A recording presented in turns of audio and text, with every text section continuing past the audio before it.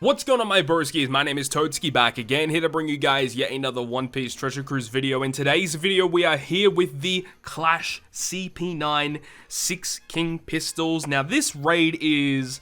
I wouldn't say the raid itself is that hard. I'd say that the ambush quest is a little bit tricky, and we'll be getting that getting into that into today's video. I have 3 separate teams for you guys in this video that all go through the clash and the ambush quest.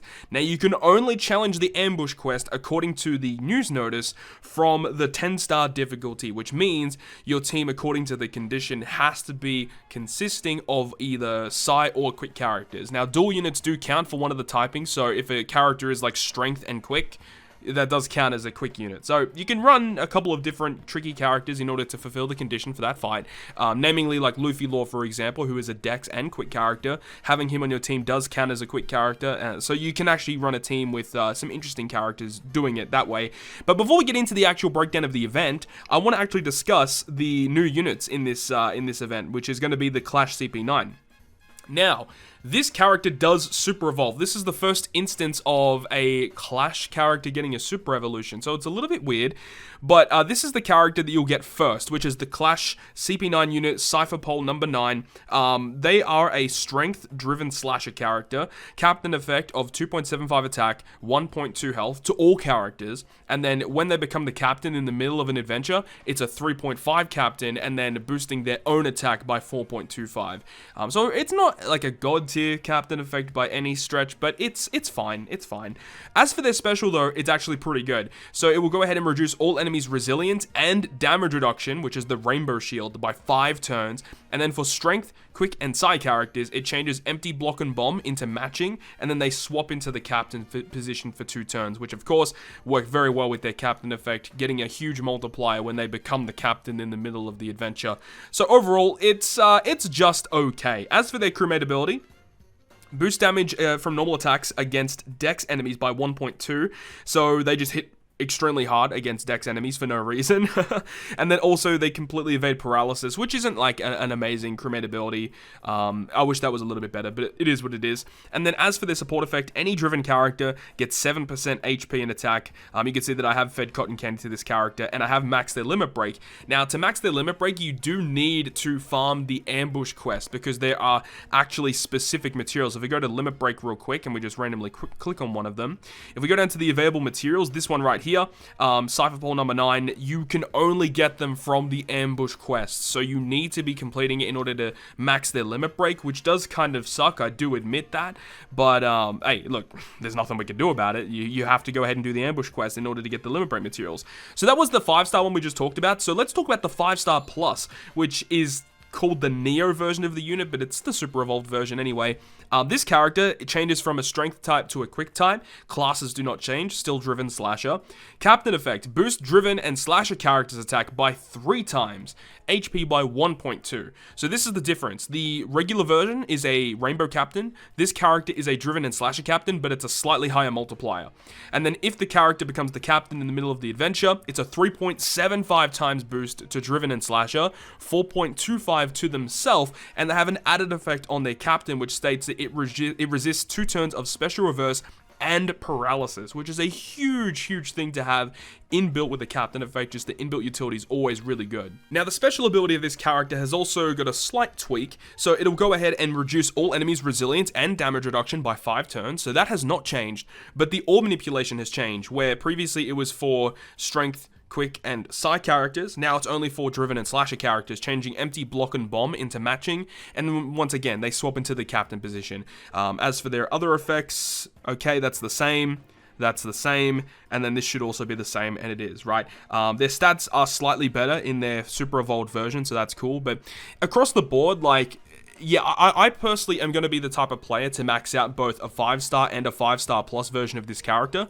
but I don't think it's overly needed. It's kind of a little bit extra to do something like that.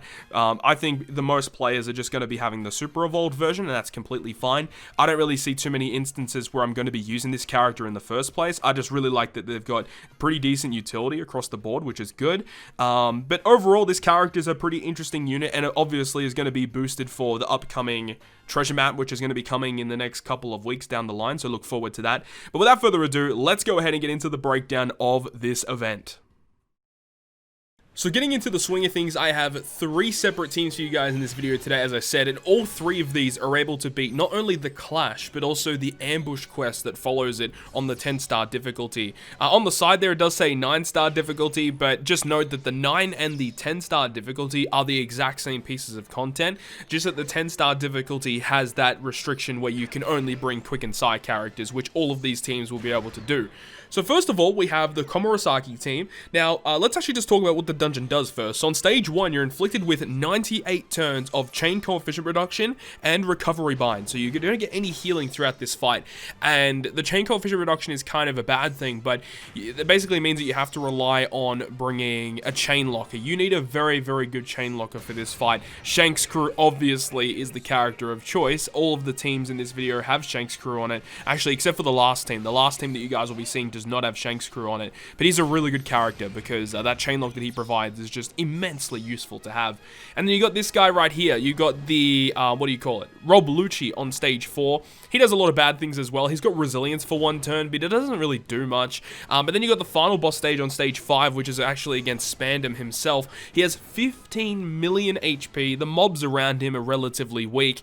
The preemptive attack, though, he will bind and despair your captains for 5 turns, so relatively easy to get around that with very useful support effects that we have nowadays, or any kind of unit that just removes bind and despair. Most bind and despair removers reduce it by at least 2 turns, so it's not really going to be that difficult to get around. If you leave him alive, he's going to go ahead and change all of your slots to block and give you a 30% health cut, but in most cases, you want to be taking him down as soon as possible. The mobs that surround him as well, the Psy one specifically will paralyze your crewmates for 3 turns, so you don't want to be dealing with that. Make sure to go to basically just kill those guys off, but if you're using Shanks' crew as a captain, and if you used his special on stage 4, carrying the chain lock into stage 5, then obviously Shanks' crew's captain effect, if you hit your 6 perfects, you're going to be dealing a lot of AoE damage. Is going to be able to kill off those mobs anyway. But then we have the actual ambush quest, which is a whole different story because the ambush quest is a little tricky in my opinion, right? So with this ambush quest, on turn 1, you get 10 turns of special bind inflicted to your whole team. So this is again where Shanks' crew as a friend captain is awesome because his captain effect has the inbuilt effect to resist 10 turns of special bind, which is great. You got on the stage 2, the enemies that have a quick and size slot barrier. So if you have double Shanks' crew, you can just use their switch abilities to guarantee those quick and size slots, so that makes it really easy. But predominantly building a quick team against this fight is going to be ideal as there are so many strength mobs. Stage 3, you've got Kumadori, Fukuro, and Bluno, each with a variable amount of HP, but they have damage reduction, end of turn recovery, and 5 turns of bind is inflicted on that stage. But honestly, not too bad. Make sure to kill Kumadori and Fukuro first, and you can leave Bruno till last, or Bluno. And then you got stage 4, which is Lucci, Kaku, Khalifa, and Jabba with the preemptive attack of full immunity, 99 turn defense up. They have increased damage taken inflicted to your team, and also all of your slots are changed into empty. And then on turn 1 and every single turn afterwards, Khalifa is going to give you recovery in tandem and G slots. And she also has an interrupt as well, where if she's the only character left alone, then 5 turns of attack down is inflicted to your team. But you can see that after we use the Tesoro special to kill off Jabra because he has not that much HP, it actually does get rid of the defense, right? So that's actually a gimmick that's quite common with the CP9 characters when they're on a boss stage, is that like they all put up a bunch of different buffs, and when you kill one of them, one of those buffs disappears, which is exactly what happens in this case. But then we've got the final boss Spandam in this Neo ambush quest. He's got 13 million health and has an immunity buff. He has 3 turns of damage reduction, 3 turns of paralysis is inflicted to your team. This is where Treasure Map Robbie's really, really good because you can use her special to remove the Rainbow Shield as well as reducing the paralysis on your team as well. Just a phenomenal character. And then when you end up killing Spandam, he actually will fully revive and despair your team for 5 turns, as well as giving you 2 turns of chain coefficient reduction, which again is why Shanks' crew is so good because his chain lock lasts for multiple turns, so the negative chain coefficient reduction that you get inflicted is not really going to be a problem when you have Shanks' crew on your team. And of course with the despair we have the Okiku to get rid of that because she removes it as well as gives our quick characters color affinity. She's a really, really good character in this particular boss fight.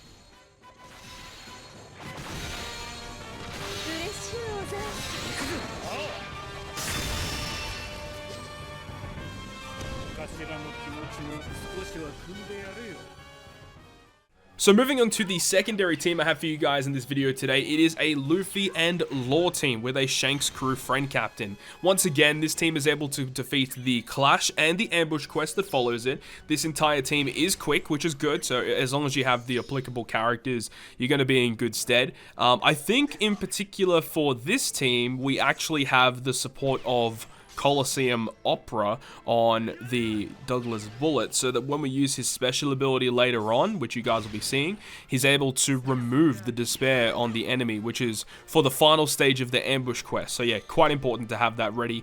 But the duality of having Luffy and Law, as well as also having the Shanks crew, it's actually kind of nice. It makes getting through stage 2 of the ambush quest much easier because of the barriers that will be quite common on that stage. Of course, you need, you know, the specific quick or psi orbs in order to break through it. But of course, with Luffy and Law's switch ability, they bypass all defensive effects, so you really don't have to worry about it at all. And then the turn after that, when you have to encounter the stage with Fukuro, Blueno, and Kumadori, they have Rainbow Shield on that stage as well. And once again, when you switch between Luffy and Law, you get the ability to bypass that. So they hit really hard on that stage comparative to some of the other teams you might see out there, which is kind of good.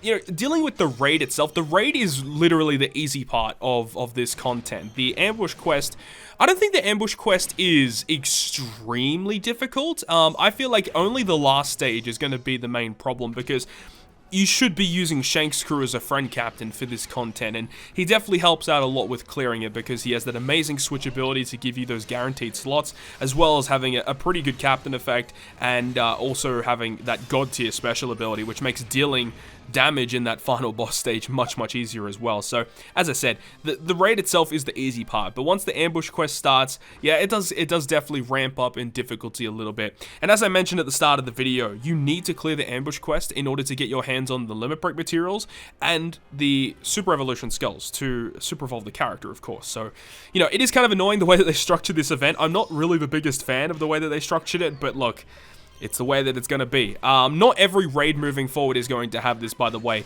There is going to be another one of these types of raids. I think it's going to be probably in about a month's time.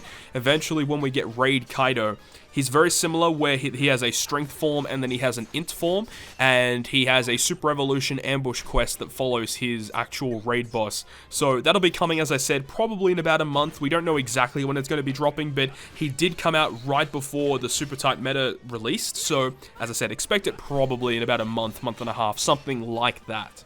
The other characters that you guys are seeing on this team is Legend Lucy 6+. He's a really nice character to give you a tight boost on some of the stages, of course. Color affinity with Douglas Bullet, utility with Robin, and then we've also got Cracker on this team. Cracker was nice to be used here on stage 4 to give us color affinity and a chain boosting effect. Definitely just having some sort of boosting effect on stage 4 helps a lot, that's for sure. But you guys are going to be seeing once we get to the next team, which is going to be V3 Law, my boy.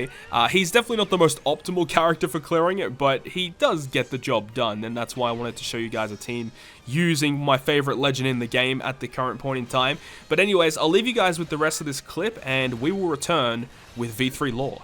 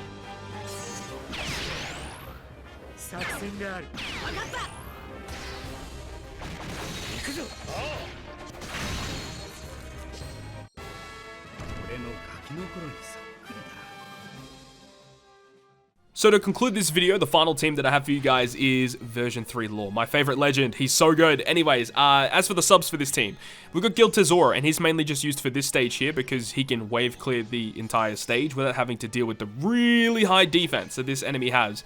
I did try another team where I tried to like just burst through the defense, and yeah, it's not a really good idea to do that. So basically you want to just use a special to wave clear that stage, or use someone like Rare Recruit Bobbin to remove the defense, something like that.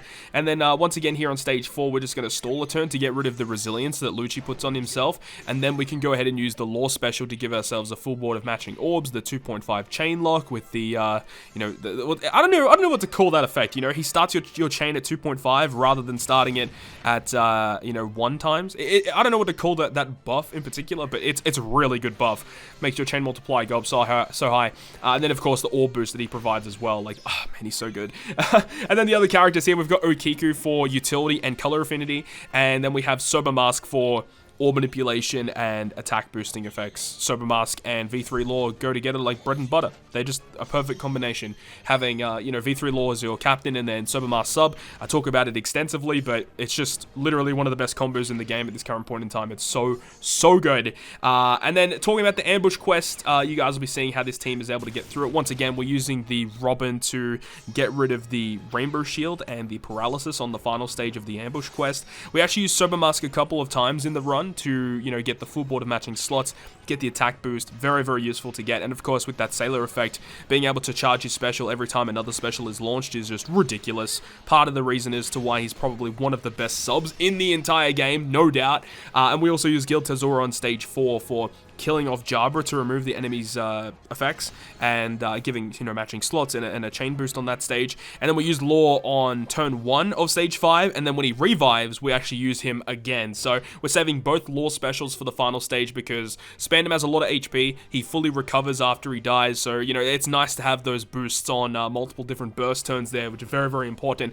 But the thing about V3 Law is that he kind of struggles on the stages before stage 4, like stages 1, 2, and 3. Well, stage 1 is easy, but stage 2 and 3 is kind of annoying because you're just kind of RNG rolling to try and get the right orbs to break through the enemy's barrier. If you get really bad luck and you literally just don't get any quick or psi orbs, you can just die on stage 2, which sucks. But it's unlikely to happen, but it can happen, right? Because your health, or your recovery is actually reduced significantly on stage 1, which you guys might have seen. So Law's damage reducing effects plus his healing are kind of hindered a little bit, but he's still able to make his way through it. And then of course with stage 3, we're just doing normal attacks, which can take quite a long time for getting through stage 3, but it's not too bad. But once you clear stage 3, you're basically home free. It's pretty easy from there on out. But that is going to wrap up this video today, guys. Hopefully you guys enjoyed this one, and if you guys did, make sure to go ahead and leave a like. And if you want to stay up to date with all the content I post, including more One Piece Treasure Cruise content, make sure to hit the subscribe button down below. But on that, guys, I'll see you guys within the next video.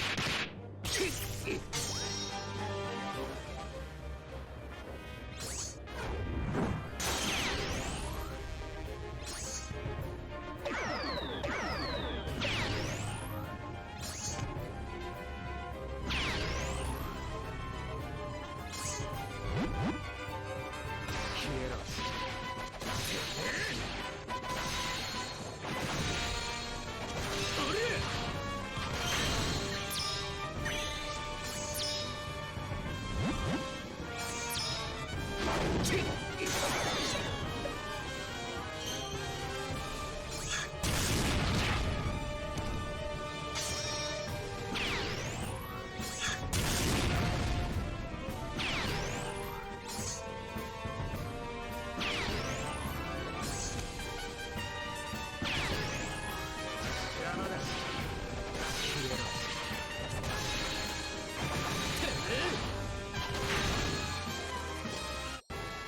っちの戦力増やすのもいいが、あっちを減らしとくのもいい。